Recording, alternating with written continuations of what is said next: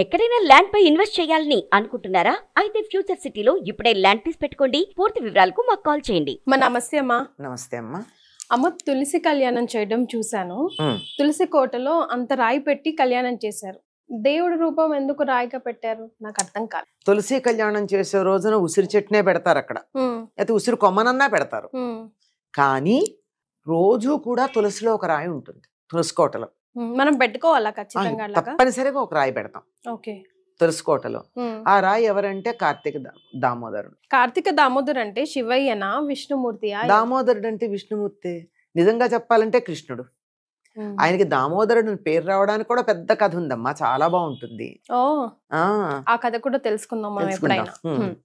అయితే ఈ కార్తీక మాసంలో ప్రతిరోజు కూడా సూర్యోదయానికన్నా ముందు స్నానం చేసి దీపం పెట్టి నక్షత్రాలు ఉండగా నమస్కారం చేసుకుంటాం కదా.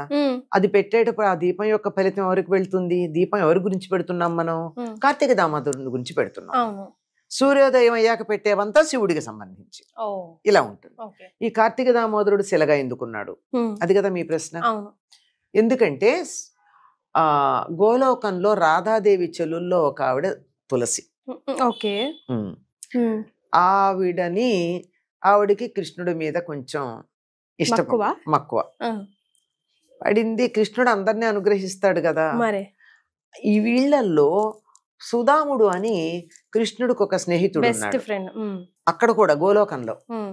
ఆ గోలోకంలో ఉన్న సుధాముడు, ఆ సుధాముడికి తులసి అంటే ఇష్టం. ఆ మాట అడిగితే కృష్ణుడు అంటాడు, నీ కోరిక భూలోకంలో తీరుతుంది, గోలోకంలో కుదరదు అని.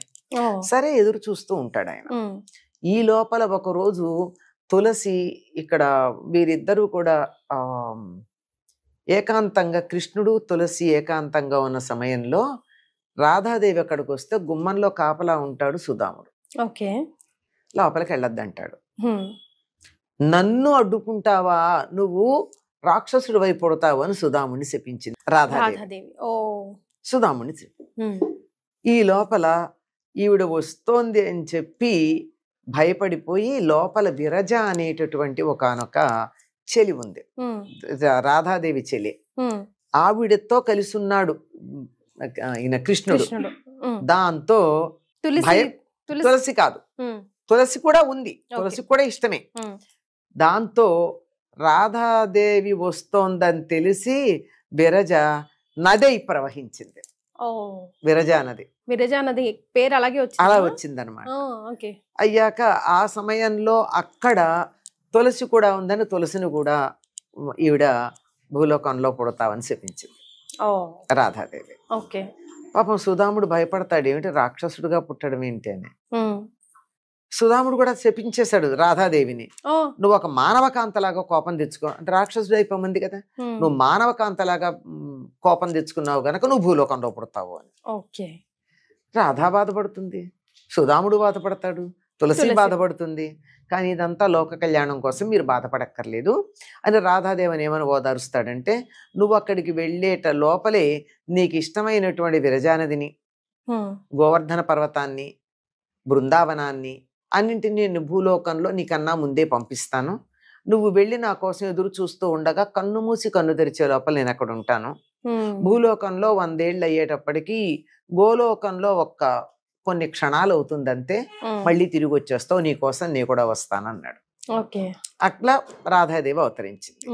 సుధాముడిని ఏం చెప్తాడంటే, నీకు కోరిక ఉంది కదా తులసిని వివాహం చేసుకోవాలని, నువ్వు భూలోకంలో రాక్షసుడుగా పుడితే నీకు అక్కడ కోరిక తీరుతుందని చెప్పు. తులసిని కూడా నీలో ఉన్నటువంటి ఆ చిన్న మాలిన్యం పోయి నన్ను చేరుకోవడానికి భూలోకంలో పుట్టక తప్పదు అని. ఇదంతా దైవం జరిగింది అంటే ఒక ప్రణాళిక జరుగుతుంది, భగవంతుడు వేసిన ప్రణాళిక. ఈయన శంఖచూడు అనేటటువంటి రాక్షసుడుగా జన్మించాడు. చాలా విష్ణు భక్తి కలిగినటువంటి వాడు అయి ఉన్నాడు. రాక్షసులు కూడా చాలా మంది మంచి వాళ్ళు ఉన్నారమ్మా, అందరూ భక్తులే అమ్మా. కాకపోతే ఆ భక్తిని కూడా స్వార్థానికి వినియోగించుకుంటే రాక్షసుడు, భక్తిని లోకక్షేమానికి వినియోగిస్తే దైవం అవుతాడు. మాక్సిమం అలాగే ఉన్నాయి, చాలా మంది భక్తులు ఉన్నారమ్మా. విభీషణుడు లేడా, ప్రహ్లాదుడు లేడా? ఎంత ప్రహ్లాదుడు బలి చక్రవర్తి భక్తులై కూడా ఉండి మధ్యలో వాళ్ళ సహజ లక్షణాలు బయటకు వచ్చి రాక్షస పనులు చేశారుగా. మరి ఇక్కడ శంఖచూడు కృష్ణుడు గురించి తపస్సు చేసి ఆయన కృష్ణ కవచం అనేటటువంటిది కంఠంలో ధరించడానికి ఇచ్చాడు. దాన్ని ధరించి నాకు తులసి భార్యగా కావాలి, సరే లభిస్తుంది అని చెప్పారు. ఈ లోపల ఏం జరిగిందంటే తులసి ధర్మధ్వజుడు మాధవి అనేటటువంటి దానవరాజులకి కుమార్తెగా జన్మించింది. వాళ్ళు కూడా చాలా గొప్పగా తపస్సు చేసినటువంటి వాళ్ళే. వాళ్ళకి ఏదో ఒక చిన్న శాపం వల్ల, వాళ్ళ పూర్వులు చేసిన పనికి శాపం వల్ల వాళ్ళు రాజ్యాన్ని కోల్పోయి ఉన్నారు.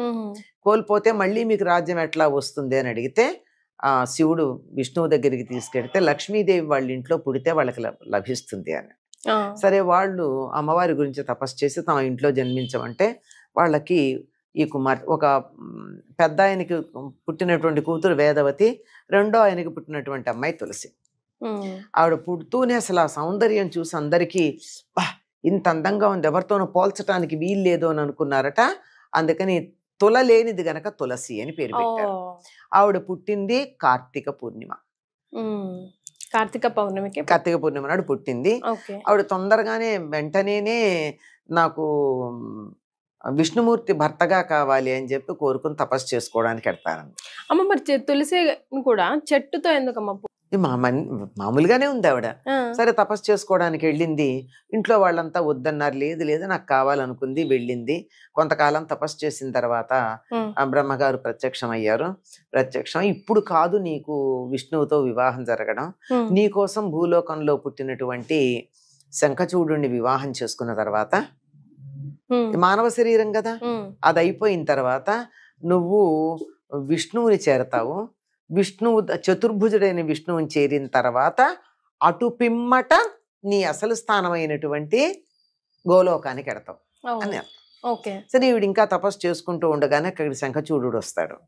బ్రహ్మగారు ఆదేశం ఉంది కదా, వచ్చి అక్కడికి వచ్చి అమ్మా నేను వివాహం చేసుకోవాలనుకుంటున్నాను అంటే వాళ్ళ మాట్లాడు. అసలు ఎప్పుడన్నా అది ఒక సందర్భం చెప్పుకోవాలి. సరైనటువంటి వరుడికి ఇచ్చి వివాహం చేయకపోతే ఆ తండ్రి ఎటువంటి నరకానికి పోతాడో కొన్ని లిస్టు చెప్తుంది ఆవిడ. అని చెప్తే లేదు నేను బ్రహ్మ ఆదేశం వల్ల వచ్చాను దాన్ని మాట్లాడితే, సరే నాకు తెలుసు అయినా మాట్లాడానంటుంది. వాళ్ళు అక్కడ గాంధర్వ విధిని వివాహం చేసుకుంటారు. వెళ్ళి ఆవిడ శంఖచూడుడికి భార్యగా చాలా పాతివ్రత్యంతో ఉన్నది.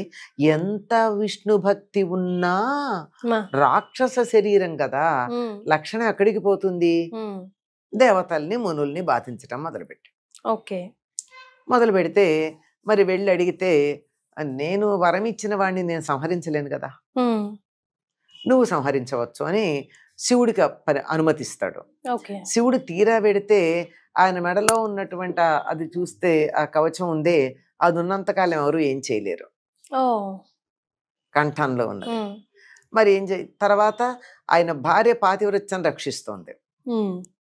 ఈ రెండు లేకుండా చేస్తే శివుడు సంహరించవచ్చు. అందుకని యుద్ధానికి వెళ్ళినప్పుడు కృష్ణు వెళ్ళి నాకు ఆ కవచం ఇవ్వమని అడుగుతాడు. ఎవరు? విష్ణుమూర్తి. ఆ కవచం ఇచ్చేస్తాడు. ఒకటి పోయింది కదా, ఆ కవచం ధరించి ఇంటికి వస్తాడు. తులసి తన భర్తే అనుకుంటుంది. దాంతో ఆవిడ పాతివ్రత్యం దెబ్బతింది. ఈ రెండు పొంగానే అక్కడ శివుడు వాడిని చంపేశాడు శంఖచూడుని. తన పాతివ్రత్యాన్ని దెబ్బతీసినందుకు తులసి విష్ణువుని రాయి అయిపోమ్మని శపించింది. అందుకు రాయి అయిపోయాడు. అంటే దేవతలు కూడా మానవుల యొక్క సత్ప్రవర్తన బాగా ఉంటే వీళ్ళ శాపం వాళ్ళకి తగులుతుంది. ప్యూరిటీ కదమ్మా అది. అయ్యాక దీనికి కారణం ఉంది, నిన్ను కావాలని చేసింది కాదు, ఇది నీ కోరిక తీర్చడం కోసమే జరిగింది. నువ్వు ఇంతకు ముందు కోరుకున్న కోరికే కదా ఇది, ఈ జన్మది కాదు. అయినా గాని నువ్వు చాలా పరమ పవిత్రమైనటువంటి దానివి. నీవు ఒక వృక్షంగా మారిపోతావు. నువ్వు వృక్షం, ఆవిడ ఒక నదిగా మారిపోతుంది. ఆవిడ జుట్టు వృక్షంగా మారుతుంది. అందరి చేత నువ్వు పూజించబడతావు. నాకు చాలా ప్రీతిపాత్రమైనటువంటి దానివి అవుతావు నువ్వు. నిన్ను మించినటువంటి ప్రీతి పాత్రమైంది మరొకట్లేదు. నీకు వృక్షసార, కృష్ణప్రియ, బృందావని ఇలాంటి నామాలన్నీ నీకు వర్తిస్తాయి. కృష్ణుడు చెప్పిన మాటలు ఇవన్నీ వర్తిస్తాయి. అంటే పుష్పసారం అన్ని పూల యొక్క సారం ఉంది. ఒక్క తులసి దళం అక్కడ పెట్టామంటే అన్ని పూలతోనూ పూజ చేసిన ఫలితం ఉంటుంది. తులసి దళం లేకపోతే ఎన్ని పూలతో పూజ చేసినా లాభం లేదు. మరి కనుక అది కృష్ణప్రియ, కృష్ణ జీవని, పుష్పసార, బృందావని అంటే గుంపులు గుంపులుగా పెరుగుతాయి తులసి మొక్కలు. ఇలా ఉంటాయి. నువ్వు అందరి చేత పూజురాలు అవుతావు, నువ్వు లేనిదే నా పూజ పూర్తి కాదని వరం ఇచ్చాడు. ఆవిడ అలాగే పవిత్రురాలై ఉన్నది. ఈయన రాయి అయిపోయి తులసి కోటలో అలా ఉండిపోయాడు. ఇది తులసి చరిత్ర. అందుకే ఈ పూర్ణిమ నాడు, కార్తీక పూర్ణిమ నాడు తులసికి కళ్యాణం చేస్తారు. ఒక్కరోజే కదా ఆయనతో ఆవిడ ఉన్నది. అది కూడా ఉసిరి చెట్టుతో కలిపి కళ్యాణం చేస్తారు. అలాగే తెలుసుకున్నాం అమ్మ ఈరోజు స్టోరీ. ధన్యవాదాలు. వస్తాం.